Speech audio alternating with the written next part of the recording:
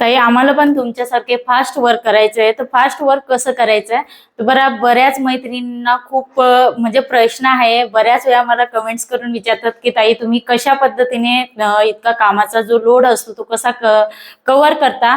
तर बघा तुम्ही बघू शकता ह्या पद्धतीने जर तुम्हाला फास्ट वर्क करायचं असेल, अशा पद्धतीने कस्टमरचे हे ब्लाऊज स्टिच करायचे असतील, तुम्ही बघू शकता आता हे मला ब्लाऊज रेडी करायचे आहेत. प्लस मध्ये ह्या बाजूला सुद्धा मी ब्लाऊज काढून ठेवलेले आहेत. बघा अजून काढायचे सुद्धा बाकी आहेत आपले हे.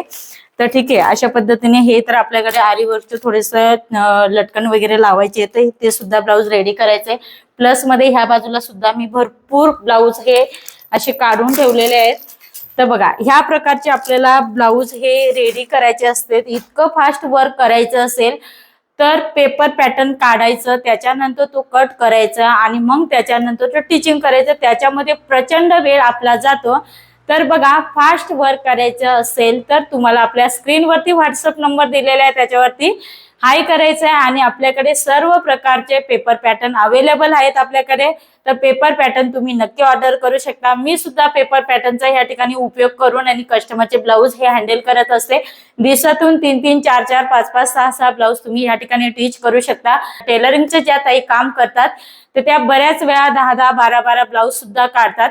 ओके, जर तुम्ही आदल्या दिवशी अगदी ब्लाऊज वगैरे कट वगैरे सर्व टोटल तयारी करून ठेवली तर दुसऱ्या दिवशी तुम्ही इतके ब्लाऊज सुद्धा काढू शकता. आपल्यावर डिपेंड असतं आपण किती फास्ट काम करतो, स्पीड कसा आहे, तुमची मशीन कोणती आहे त्याच्यावर सुद्धा खूप महत्वाचं आहे. नियोजन कसं ठेवलेलं आहे आणि प्लस मध्ये जर तुमच्याकडे रेडी पेपर पॅटर्न असतील तर ते रेडी पेपर पॅटर्न वरती अगदी फास्ट वर्क होतं, हे 100% मात्र खरं आहे.